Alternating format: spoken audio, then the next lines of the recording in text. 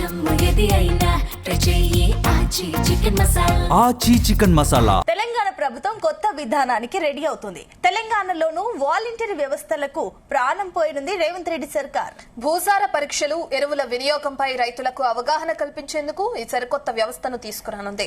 30,000 మందిని భూసార వాలంటీర్లుగా నియమించి ప్రత్యేక శిక్షణ ఇవ్వాలని యోచిస్తుంది. ఇక వ్యవసాయంలో రైతులకు మద్దతుగా నిలిచేందుకు తెలంగాణ ప్రభుత్వం సరికొత్త వ్యవస్థను తీసుకురానుంది.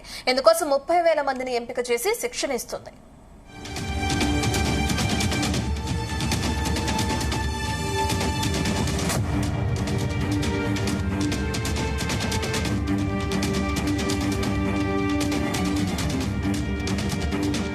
రైట్, ఇదే అంశానికి సంబంధించి మరిన్ని డీటెయిల్స్ మా చీఫ్ న్యూస్ కోఆర్డినేటర్ రాధాకృష్ణ అందిస్తారు. రాధాకృష్ణ. Good afternoon Sunitha.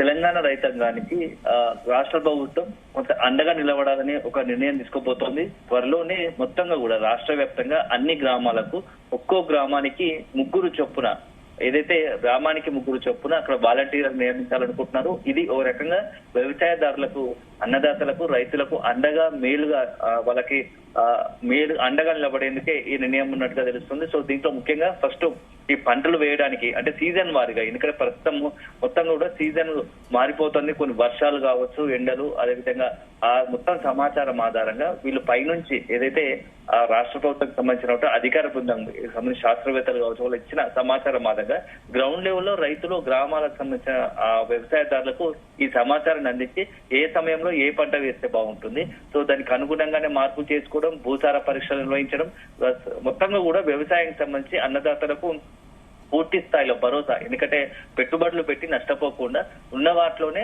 మంచి లాభం చేకూర్చేలా ఏ పంటలు వేస్తే బాగుంటుంది అనే వాటికి అవగాహన కల్పించేందుకే రాష్ట్ర ప్రభుత్వం ఈ యొక్క కొత్తగా వ్యవసాయదారులకు అనుకూలంగా అండగా నిలబడేందుకు కొత్త వాలంటీర్ వ్యవస్థను రంగంలోకి తీసుకురావాలనుకుంటున్నగా తెలుస్తోంది. సో దాదాపు 30,000 మందికి భూసార వాలంటీర్లుగా నియమించి ప్రత్యేక శిక్షణ ఇచ్చి వాళ్ళకి ఏంటంటే అగ్రికల్చర్ యూనివర్సిటీ సంబంధించినటువంటి కావచ్చు, ఇతరత్ర ఎవరైతే వ్యవసాయ నిపుణులు ఉంటారో వాళ్ళందరి చేత 30,000 వాలంటీర్లకు వాళ్ళకందరికీ కూడా అవగాహన కల్పించి శిక్షణా తరగతులు ఇచ్చి భూసారకు సంబంధించి పరీక్షలు ఎలా నిర్వహిస్తారు, భూసారకు సంబంధించినటువంటి అన్ని రకాలుగా మొత్తం వాటికి ఒక అవగాహన కల్పించి ఆ తర్వాత వాళ్ళందరూ కూడా ప్రతినిత్యం సీజనల్ గా అప్పటికప్పుడు ఆ యొక్క రైతులకు మొత్తంగా కూడా ఆ గ్రామాల్లో 3 వాలంటీర్లు మొత్తం వ్యవసాయదారులకు ఎవరైతే పంట సంబంధించినటువంటి పంటలు వేస్తారో వాళ్ళందరికీ కూడా కొత్త సూచనలు సలహాలు ఇస్తారు. వీటి సూచనల సలహా ఆధారంగా అదే సందర్భంలో మొత్తంగా మండల కేంద్రానికి కావచ్చు, ఆ గ్రామానికి కావాల్సిన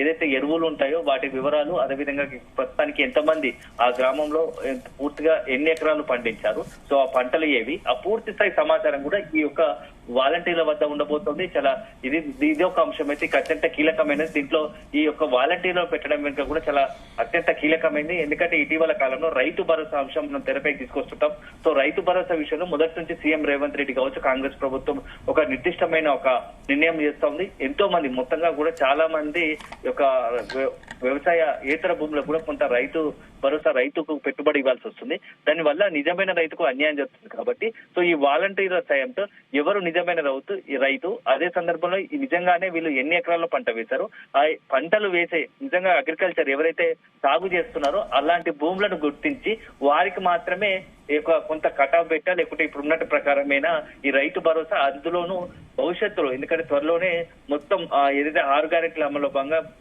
ఎకరానికి 12,000 ఇస్తున్నారు. సో ఆ రకంగానే భవిష్యత్తులో ఒక 6 నెలలు 1 ఇయర్ తర్వాత ఎకరానికి కాంగ్రెస్ ప్రభుత్వం ఎన్నికల ముందు హామీ ఇచ్చిందో దాని ప్రకారమే రైతు భరోసా కూడా ఇవ్వాలన్న ఒక ఆలోచనలో ఉంది. సో వాటన్నిటిని బేరీజ్ వేసుకుని ఈ యొక్క 3 వాలంటీర్లను నియమించడం, 30,000 వాలంటీర్లను నియమించడం జరుగుతుంది. సో రకంగా ఇది 2 రకాలు, ఒక పార్టీ పరంగా కొంత పార్టీకి సంబంధించి కాంగ్రెస్ పార్టీకి అనుకూలంగా ఉన్నటువంటి వ్యక్తులకు పదవులు కల్పించడం ఒక అంశం అయితే, ఇక రెండో అంశము నెక్స్ట్ అక్కడ ఉన్నటువంటి రైతులకు సంబంధించి పెట్టుబడి, అదేవిధంగా అత్యంత ఎవరైతే ఎన్ని ఎకరాలు ఆ ఊర్లో సాగు అవుతున్నాయి, ఏ పంట సాగు అవుతుంది, ఒక పూర్తి స్థాయి సమాచారం ఆ వ్యవసాయానికి సంబంధించి కావచ్చు, ఆ యొక్క మొత్తంగా కూడా సమాచారం ఉంటుంది. దీనికోసమని ఇప్పుడు ఈ రకంగా రాష్ట్ర ప్రభుత్వం ఆలోచన ఉన్నట్టుగా తెలుస్తుంది. తొలి విడతగా సీఎం రేవంత్ రెడ్డి సొంత నియోజకవర్గం అయినటువంటి కొడంగల్ నుంచి కొంతమందిని ఎంపిక చేసి 120 మందిని ఎంపిక చేసి వాళ్ళకు శిక్షణ అందిస్తారు. సో భూసారం ఎలా కాపాడాలి, పంటకు అనుకూలంగా భూమిని ఎలా మార్చుకోవాలి, సేంద్రియ వ్యవసాయాన్ని పెంపొందించుకోవడానికి ఎలాంటి పద్ధతులు అవలంబించాలి, ఈ అన్ని అంశాలపైన అక్కడ వీళ్ళకు సూచనలు సలహా ఇస్తారు. దీనికి సంబంధించి ఒక మొత్తంగా కూడా ఈ ఇక్రిసాట్ సంబంధించి తెలంగాణ వ్యవసాయ శాఖకు సంబంధించి ఈ వాలంటీర్లు నియమించబోతోంది. వాళ్ళే నియమిస్తారు. ఎందుకంటే కనీస ఫీల్డ్ లెవెల్లో ఈ యొక్క భూములపైన కొంత అవగాహన ఉండి వ్యవసాయము అదేవిధంగా ఏదైతే ఈ యొక్క సాగు భూములపైన కొంత అవగాహన ఉన్న వారికి మాత్రమే ఇందులో అవకాశం కల్పించే పరిస్థితులు కనపడుతున్నాయి. సో మొత్తం అల్టిమేట్ గా ఇది ఒక రైతులకు ప్రయోజనం చేకూర్చే విధంగానే ఈ యొక్క నిర్ణయం ఉండబోతుందని తెలుస్తుంది. సో గత కొంతకాలంగా కూడా తెలుగు రాష్ట్రాల్లో రసాయన ఎరువుల కొరత ఉంటుంది. ముఖ్యంగా యూరియా కోసం పెద్ద ఎత్తున బారులు తీరుతోంది. ఇటీవల కాలంలో యూరియా కోసం మరొకసారి బారులు తీరడము, అదేవిధంగా చెప్పుల లైన్లు, రకరకాల యూరియా కొరత అంటూ రకరకాల కొంత రాష్ట్ర ప్రభుత్వం కూడా ఇబ్బందికర పరిస్థితులు రాజకీయంగా మారాయి. దీంతో నేపథ్యంలో వీటన్నిటికీ చెక్కు పెట్టే విధంగా మొత్తం యూరియాకు సంబంధించినటువంటి పర్ఫెక్ట్ గా రైతుకు చేకూరాలా, ఎక్కడ కూడా ఈ బ్లాక్ మార్కెట్ కు యూరియా అనేది వెళ్లకుండా చూసేందుకే ఈ అన్ని దాంట్లో భాగంగానే ఈ నిర్ణయం తీసుకున్నట్టుగా తెలుస్తోంది. సో కేంద్ర రాష్ట్ర ప్రభుత్వాలు మాత్రమే యూరియా వాడకాన్ని తగ్గించాలని సూచిస్తున్నాయి. సో రసాయన ఎరువులను తగ్గించి సేంద్రియ ఎరువుల వాడకానికి పెంచాలని ప్రకటన చేస్తున్నారు. సో ఇందులో భాగంగానే ఈ వాలంటీర్ వ్యవస్థ ఎంత మేర సక్సెస్ అయ్యే ఛాన్సెస్ ఉన్నాయి? ఎందుకంటే ఏపీలో చూసాం వాలంటీర్ వ్యవస్థ పరిస్థితి ఎలాంటి విమర్శలు వచ్చాయి, ఆరోపణలు ఎదుర్కొన్నారు, ఇవన్నీ కూడా చూసాము. సో అవన్నీ జరగకుండా పునరావృతం కాకుండా ఈ తెలంగాణలో సక్సెస్ఫుల్ గా వెళ్తుంది అనుకోవచ్చా? ఇట్లా మీరు అన్నట్టుగా ఏపీ వాలంటరీ వ్యవస్థకు ఇక్కడ ఉన్నటువంటి వాలంటరీ వ్యవస్థకు పూర్తిగా భిన్నం. అది మొత్తంగా కూడా అక్కడ ఉన్నటువంటి రాష్ట్ర ప్రభుత్వం ఇచ్చే సంక్షేమ పథకాల కోసం అక్కడ ఆ గ్రామ పంచాయతీలు సచివాలయాల ద్వారా ఏపీలో ఆ వాలంటరీ వ్యవస్థ ఉండదు. కానీ ఇక్కడ ప్రత్యేకంగా రైతుల కోసం తెలంగాణలో ఎందుకంటే రైతు ఆధారిత వ్యవసాయ ఆధారిత సంబంధించి ఎక్కువగా ఉంటుంది. ఆ మొత్తంగా కూడా వ్యవసాయానికి సంబంధించినటువంటి డిపెండెన్స్ ఎక్కువ ఉంటుంది. కాబట్టి ఆ యొక్క అన్నదాతలకు రైతులకు అండగా నిలబడేందుకు రాష్ట్ర ప్రభుత్వం ప్రత్యేకంగా రైతుల కోసం నూతన వ్యవసాయ విధానానికి, ఎందుకంటే సేంద్రియ ఎరువుల వాడకం ద్వారా ఒక వ్యవసాయ విధానంలో మరింత అభివృద్ధి చేకూరేలా అది అల్టిమేట్ గా రాష్ట్రానికి, వ్యవసాయదారులకు, అన్నదాతలకు అండగా నిలబడేందుకే ఈ వాలంటరీ వ్యవస్థను ఏర్పాటు చేస్తున్నారు. సో ప్రతి రైతుకు సంబంధించి కూడా ప్రతి గ్రామంలో 3 రైతులను అందులో ఉన్నటువంటి రైతులకు అవగాహన కల్పించి వారిని వాలంటీర్గా నియమించి రాష్ట్ర ప్రభుత్వం ఇచ్చే సూచనల మేరకు కావచ్చు, వాళ్ళే ఉన్నటువంటి వ్యవసాయ అధికారులు ఇచ్చే సూచనల మేరకు ఆ గ్రామం సంబంధించి భూసార పరీక్షలు నిర్వహిస్తూ ఏ పంట వేస్తే బాగుంటుంది, ఈ పంట వేయడం వల్ల లాభం జరుగుతుంది. అల్టిమేట్ గా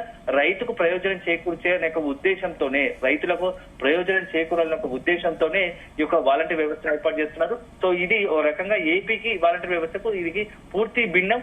పేరు వాలంటరీ వ్యవస్థ అని ఉన్నప్పుడు సో రైతులకు అండగా నిలబడేందుకే ఈ వ్యవస్థను ఏర్పాటు చేస్తున్నారు. సో గతంలో కూడా వైఎస్ రాజశేఖర హయాంలో కూడా కొంత ఇట్లాంటి వ్యవస్థ ఉండేది. సో ఇప్పుడు తిరిగి మరొకసారి దాన్ని పునరుద్ధరించి రైతుల బాగు కోసం, రైతుల సంక్షేమం కోసమే ఈ యొక్క కొత్త వ్యవస్థను తెరపైకి అయితే రాధాకృష్ణ, ఇప్పుడు ఆల్రెడీ వరి సాగుకు వస్తే కూడా ఇప్పుడున్న దానికన్నా 3 times ఎక్కువగా సాగు అవుతుంది. దానికి సంబంధించి ప్రత్యామ్నాయ పంటలు వేయాలంటూ కూడా ప్రభుత్వం సూచిస్తుంది. ఇప్పుడు ఈ వాలంటీర్ వ్యవస్థ వస్తే గనక సాయిల్ ని బట్టి చెప్తుందా, లేదంటే పంటలకు సంబంధించి ఆ రకంగా కూడా బేరీజ్ వేసుకుంటుందా? ఏది వేసుకుంటే రైతులకు ఎక్కువగా లాభం ఉంటుంది, దిగుబడి వస్తుంది, ఆ రకంగా మనం సూచించే ఛాన్సెస్ ఉంటాయా?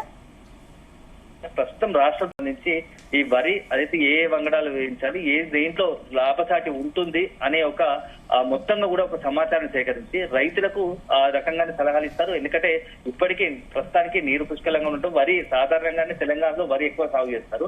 సో దీనివల్ల ఎంతవరకు, ఎందుకంటే అందులో సన్న బియ్యము, దొడ్డుకు సంబంధించి 2 రకాలు ఉంటాయి కాబట్టి దానికి అనుగుణంగా ప్లాన్ చేసుకుంటారు. సో కేవలం ఒక వరి పైన ఆధారపడకుండా ఉండకుండా కొన్ని కమర్షియల్ క్రాప్స్ కూడా ఉంటాయి, వాటిపైన కూడా దృష్టి పెడితే బాగుంటుంది.